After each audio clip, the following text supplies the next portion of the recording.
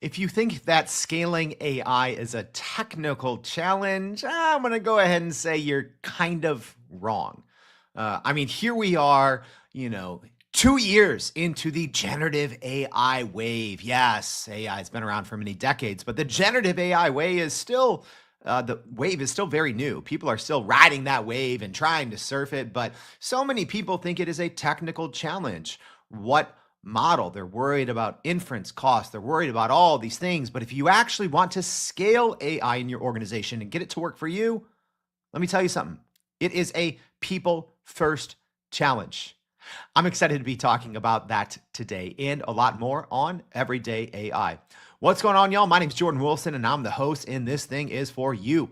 It is your daily live stream podcast and free daily newsletter helping everyday people like you and like me not just keep up with AI. It helps us get ahead, right? We say this is how you outsmart the future with our daily podcast, live stream, and free daily newsletter. So if you are tuning in for the first time, awesome. You are in the right place. If you're listening on the podcast, we appreciate that. Make sure to check out the show notes. You'll see a link to our website at youreverydayai.com. On our website, it is like a free generative AI university. So you can sign up for our newsletter there where we will be recapping today's episode, as well as we literally have thousands of hours of free AI content on our website from leaders in the world in the AI space. Whatever you want to learn about, we have it there. So if you are tuning in for the AI news, which I know a lot of you do, we're going to have in our newsletter. This is technically a pre-recorded show, but we're debuting it live. All right, enough chit chat, y'all. So I am excited for our guests for today. So please help me welcome to the show. We have Rick Kreuser, who is the AI Center of Excellence Director at Lenovo. Rick, thank you so much for joining the Everyday AI show. Hey, thanks, Jordan, for having me. It's a pleasure to be here. Looking forward to talking through everything AI. Oh, can't wait. Can't wait. So this is going to be a fun conversation. I have hot takes on this one, Rick, but I'll leave the insights to you. But, before we dive in too deeply, first, let's actually start. Probably mostly everyone knows Lenovo, but for those that don't, maybe tell us a little bit about Lenovo, right? But most people are probably listening to this on a Lenovo laptop, probably. Yeah, everybody I think knows Lenovo and ThinkPad and Motorola and things like that. We're a $70-odd billion. What people know us as is a device company, but we're working with that to sort of reinvent ourselves around outcomes and services and different things like that. So we're pivoting so we can help our clients with business problems, not just being a device supplier. So. Yeah, absolutely. And I'd say that's pretty much a trend, right, in the industry. Like any company that you would think is hardware from, the 90s, they're obviously on the service side as well because their clients need it. But Rick, maybe can you tell us a little bit about what the AI Center of Excellence even is? Sure. And the Center of Excellence was founded a couple of years ago. And really what it does is it tries to bring the best of Lenovo to our clients. So we really start by understanding devices. And if you think about AI, there's a lot of layers, right? There's devices, there's infrastructure, there's organization or orchestration, there's data, there's LLMs, all the way up the stack to use cases and change management. We try to bring the best of all of that to our clients because every client sort of presents themselves a different way. Everybody's got a different reality, and you have to find a way to meet clients where they are. And that's at our core, that's what we do. And so you said it's been out for a couple of years now, the AI Center of Excellence. So I'm wondering, what have you all learned so far, right? Because I'm sure you've seen, certain enterprise clients adapt very well. And then I'm sure there's been some that maybe taken a little longer to get up to speed. But what have you all learned so far in that experience? There's a ton there, which is we explored the depths of complicated things, costly things, et cetera. But really what it comes down to is we've learned first and foremost that you have to start AI with an outcome. If you're building AI for the technical experiment, okay, that's an outcome. That's great. You learned something, you did some technology. But what is the business outcome we're trying to do? What are we trying to achieve? And that's probably the biggest thing that people forget is they start doing a use case or an experiment. And they get into it and go, okay, what were we trying to do again? Or we kind of missed the boat. What is the business going to say about this in a year? So that's probably the biggest learning that we have amongst millions. Let's just jump to the end here, right? Let's give people what they came for, right? I made a claim in the beginning that I think, me personally, that people sometimes think that AI success is all about the technical implementation. Is that right, or is it more of a people first challenge? It is a people first challenge. And I can tell a quick story about this that illustrates that. So I was working for a big tech company, consulting for them, and they had access to a ton of data. So what they basically said was, hey, with all the access to data that we have, we can actually create a next best move system. And that's telling the salespeople, on Tuesday, you should go see Joe with presentation number 2 and get these entitlements, figured out. And so we built the tech. The tech worked. It took about a year to build it, but we built the tech. And you said, okay, great. Now the tech works.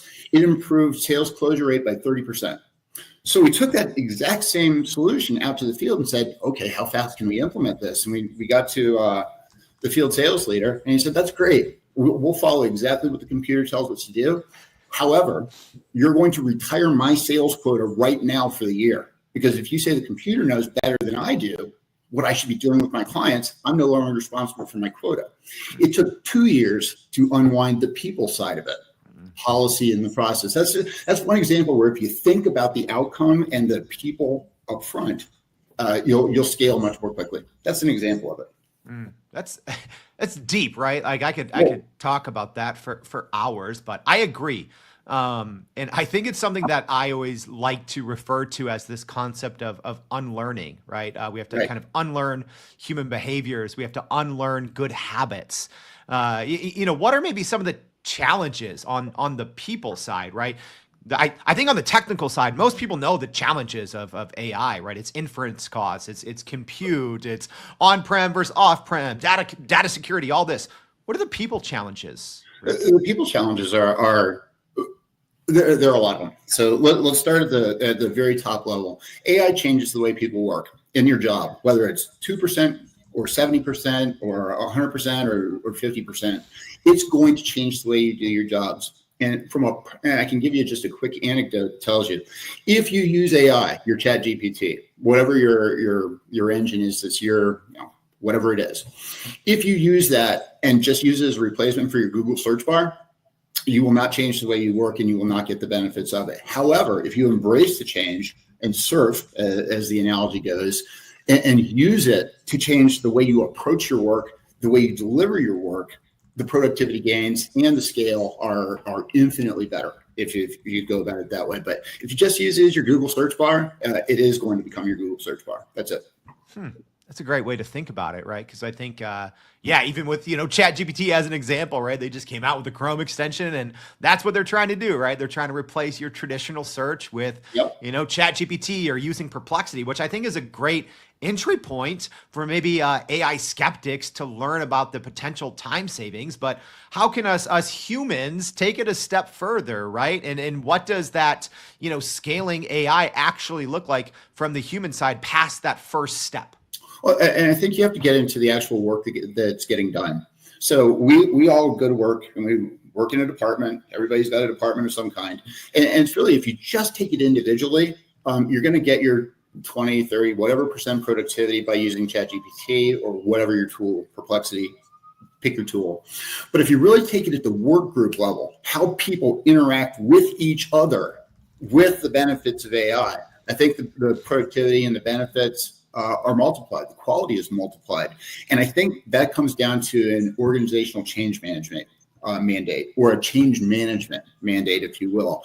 We spend a lot of time with customers talking about adoption. How can I increase adoption? I'll just give you a perfect for instance. Let's say you used ChatGPT and you were 30% more productive on a daily basis. Did your boss know that? Did you tell your boss that? Probably not. So how do you realize those gains? How do you understand them? That's very much a human thing, because you're asking a human to either admit they're more productive and take on more work potentially or whatever, or you're saying keep it to yourself. This is purely a change management and a human thing. You have to understand the impact that it has on humans and have a way of seeing it transparently.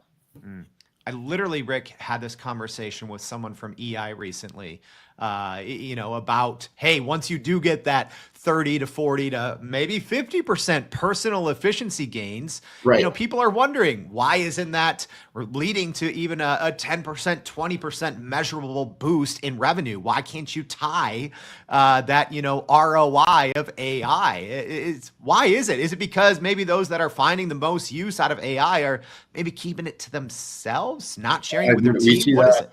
We see that in spades, and I think the solution is honestly transparency and trust. You have to be transparent with your people about what you're trying to achieve, the outcomes that you're looking for, and enroll them in the process. And if you enroll them with a sense of trust where they understand the outcomes, they're much more likely to share their realities with you, whether it's gains, whether it's productivity, whether it's, hey, I got another 30 hours this week, give me some more work, or let me go on vacation, or I'm going to go take another coffee break.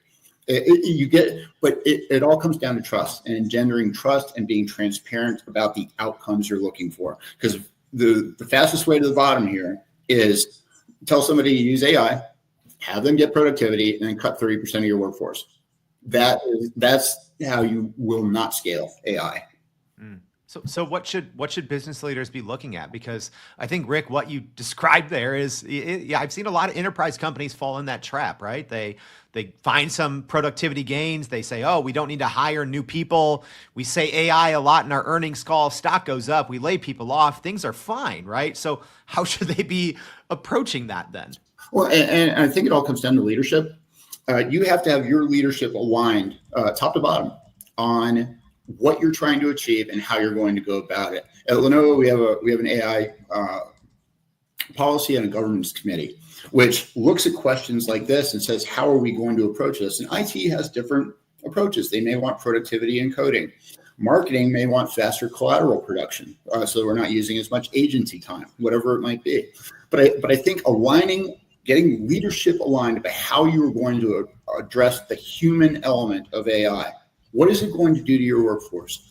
What do you want it to do to your workforce? How's it going to help your team compete better in the business that you're in? And I think if you align on that up front, early in our process, we have something called AI Discover, which really assesses 4 elements of everything that we do with AI, which is security, people, process, and technology. So we think about it very early in the process to make sure that you don't get down the line, and then either by lack of clarity or lack of focus, you end up making some decision that you don't want to make down the line. Address it up front.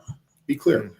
I like that. AI discovery. So just so our listeners get this right. So you said security, people, process, and technology, right? Yes. Okay. Is that the order? Because I'm looking at it, I'm like, that's not a bad order if that's the order, right? Yeah, it is. I think security is required, and I include responsible AI as part of that. But I think that's table stakes. You have to have that, period, because otherwise it's not going to, either the technical solution is not going to work, or the people aren't going to believe in it. Like, when I type my data into Copilot, where does it go? You have to be able to answer questions like that. I mean, it's the simple stuff. But people come next, because it is, in our view, a people sport. We have to have the people enrolled, whether it's in the design of the AI system, whether it's in the deployment, the use, the monitoring of the AI system. People are an integral part of it. And I think it's very commonsensical today with hallucinations, especially in generative AI. You have to have a human in the loop at some level. You have to. It doesn't work by itself. It does today. That's our reality, for better or for worse. You have to have some human in the loop to have it function. Yeah. And Rick, so what you said a couple of minutes ago, I think is the reality for many companies is, you have a lot of individuals that are finding big productivity gains, and maybe or maybe not they're, sharing that with the rest of their department or their higher ups, right? I'm curious, what have you all found successful, or how have you all found success in a similar process of even internally, right? Because I know with clients, you can't always talk about those things, right? But how have you all at Lenovo, taken or, been able to parlay some of that personal productivity success and really have that filter out throughout the rest of the organization? So Let me tell a quick story about that because it's one of our use cases. We have an internal use case called Studio AI, and basically it's producing marketing collateral. So the old process would have been you get a technical specification for a new computer or PC, whatever it is. Somebody drafts an idea for a brochure for financial services. It goes to the agency. The agency either does wireframes or creates a mock-up of some kind, comes back to you, and the back and forth goes back and forth, and it takes weeks, and months. Lots of agency fees, lots of creative type things. But using AI internally, we've basically said, hey, you can use Gen AI in this case to push a button. It reads the text back, it reads the format that you want, it produces it, and it translates it in 16 languages. And you say, and make it for financial services, and it knows how to weave that in there. 80% productivity gain.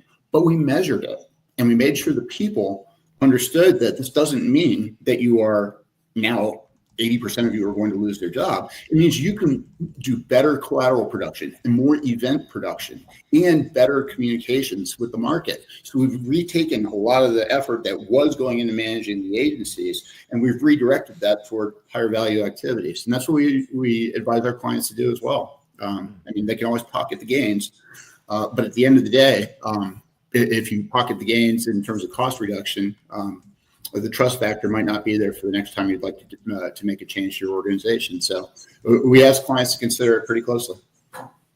It's a great point. Yeah, you can pocket the gains, but especially if the gain is only time, right? Sometimes you're not going to pocket any actual gains, right? Actually, what you're gaining is the employee, the personal employee, maybe just has a lot more time on their plate to think creatively, right? But you have to do something with it. Let's talk, Rick, a little bit about responsible AI, because I think when we talk about people first, after safety, right? I love that. But, at least with scaling AI being more about people than the technology, how does responsible AI play into the equation? Responsible AI is incredibly important. And Lenovo actually has a very good story to tell here. But Lenovo AI is the foundation for everything that we do. We have a responsible AI committee that's been in existence for at least 5 years before my time at Lenovo. And really what it does is it takes the policy that we have at Lenovo and it makes it so that you can execute against that, and you have some kind of idea about how it'll actually land in the world. Because you got to have it kind of in 3 levels. You got to have the policy, you got to have the governance and the interpretation of that policy. It's almost like courts, right? You have Congress that makes the laws, then you have judges that interpret the law, and then everybody else abides by them because now we have an interpretation of it. The same thing for responsible AI. You have a policy. Here's what it means to us in Lenovo or you as a client. And then here are the things that you can go do on a daily basis to stay within those policies and do that. And I think you have to have all 3 levels and all of them working together. And then it becomes actually something that will allow you to scale much more quickly. Speaking of scaling quickly, right? And looking at the human side, right? And this being people first. Because I think there's so many different roles, right? If you're a decision maker, right, that people challenge is going to look a lot different than if you are an entry-level frontline worker. How should organizations be having the conversation, having the human side conversation when it comes to scaling AI? Because what happens when companies all of a sudden realize, oh, wow, once we do roll this out to the right. So I think a lot of companies in 2024 went from their little pilots and they're like, oh, wow, we're gaining a lot here. What's going to happen next? What happens when AI works? How should different people at different levels be talking about it? Well, and I think it's got to be an ongoing dialogue. As you know, it changes quickly. What it's capable of, how it deploys, what we use it for changes weekly, if not monthly, whatever. I think the important part is that at board levels, that you have alignment on how you're going to have that dialogue with your people. I don't think there's one formula that says, okay, here's how you do it. Clunk, it lands on your desk and you do it that way. I think it is legitimately a cultural issue within a company about this is how we want to engage our people through this journey. And you have to, and it's a complicated dialogue. It's messy. There's probably not an easy button, but I legitimately think the value is in having a good, clean dialogue with your people, transparent from top to bottom. Yeah. Transparency is huge, right? Yeah. Speaking of top to bottom and transparency, I think here we are, 2 full years into this generative AI wave, right? A lot of people point at the introduction of ChatGPT as the start of the wave, including NVIDIA CEO Jensen Huang said that. But as we look at the next 2 years, I'm not going to ask you to look into a crystal ball, but I want to get your point because I think a lot of people had hesitations, right? They thought large language models and AI were going to be a fad, and they're like, let's sit this one out, right? You can't sit it out anymore, obviously, right? I think for the first time in U.S. history, you have the top 6 companies by market cap in the U.S. all in the same sector, which has never happened. They're all, working on AI. So what as companies now are looking forward and planning for a future where AI is inevitable, how should they be planning that future out? Because the technology scales so quickly and changes so quickly, but the people's fears, hesitations, or question marks around AI are only going to, I think, increase and grow. I tend to agree with you. I think things will be get more complicated and easier all in the same motion. So things that we think are complicated today will get they'll get easier. Right now, you have to, for Gen AI specifically, you have to turn wrenches at all level of your stack to get it to work. That will get easier. You can see that because people are putting out platforms. Lenovo will put out a platform, but it gets all the componentry to work together. Yet it will continue because you're going to get more multimodal. You're going to get more NLP. You're going to get bigger models, and you're going to get agents. And that will actually bring to a head the people side of it, because an agent is in essence somebody that goes and does a task for you. So think of yourself as the quarterback of all these agents. That's a different skill set than actually what people do today. So you're going to have to be able to assemble your workforce consisting of people and agents to do all these things. So the people side of it is actually going to get magnified as you go. Where some things get simpler, some things are going to get more complicated. Yeah, I think that's a great way to approach it, right? Yeah, things that we maybe thought 2 years ago would be so complicated are going to seem so simple now. Speaking of new technology, right? You just talked, Rick, there about agents, and everyone's talking about on-device AI, right? So a couple of weeks ago was at the Microsoft Ignite conference. I got to see a lot of cool tech from Lenovo. I got to see a lot of cool stuff yet to be released from Microsoft, but it seems like the future of work is going to very quickly change, right? And maybe 2 of those big changes are what we just referenced there. Always having AI on your device in some way, shape, or form, whether you're using a Lenovo laptop or something else, and then a lot of agents and probably multi-agent environments. Are those kind of too safe assumptions to make about the future of work? And if so, how can the average non-technical human even look at those kind of 2 different challenges? Because I think they're pretty radical actually when it comes to hands-on keyboard.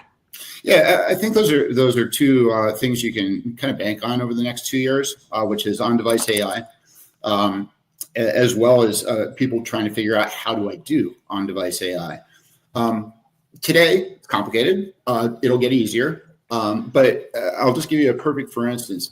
The days of going to ChatGPT as the one and only option you have, and you could substitute in any other, Azure or whatever, AWS, substitute any of them in. The days of going there as a one-stop place, this is your only option, are dying.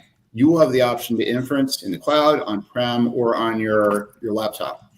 Depending on the language model. Language models are getting smaller, so now they fit on machines. So I think the optionality is coming there, and I think there's going to have to be a whole ecosystem that develops to figure out how to manage that optionality, because it's very expensive to use ChatGPT for everything. For instance. Yeah. Great points there. Yeah, like I think that where AI happens is always changing, and I think it's going to be faster, and more and more things are going to be happening on device than we thought a couple of years ago would have been possible. So I mean, Rick, we've covered a lot in today's conversation. Both on why and how scaling AI is actually a people first challenge. And we've actually talked about some of the technology side as well. But, as we wrap up today's conversation, what's your one most important takeaway for people, at least when we talk about scaling AI being a people challenge? For people, be intellectually honest and realistic with yourselves as you start out on your AI journey about the outcomes that you want and how the people are going to play into that, whether that's at an organizational level, a project level, a use case level, or even your employee or customers and how they're going to be involved. Consider it early because it deserves the attention, and it will make the journey on the back half of deploying AI at scale much easier. Great advice from someone that knows. Rick, thank you so much for taking time out of your day and joining us and helping us all better realize why scaling AI is actually more of a people first problem than a lot of us think. Thank you for your time. We appreciate you coming on the show. Thank you, Jordan. It was great being here. Love the conversation. And I'm sure we'll talk soon. All right. Hey, everyone, that was a lot of great knowledge that Rick just dropped on us. If you couldn't catch it all, don't worry. We've got you. If you haven't already, please go to youreverydayai.com. Sign up for our free daily newsletter. We're going to be recapping everything that we just talked about in today's conversation, as well as giving you a lot more information so you can take what you learned and take it one step farther, because learning things isn't enough. You have to actually apply them and leverage them to grow your company and career. Thank you for tuning in. If you found this helpful, please share this with a friend. If you're on the podcast, please subscribe and follow the show. And we hope to see you back tomorrow and every day for more everyday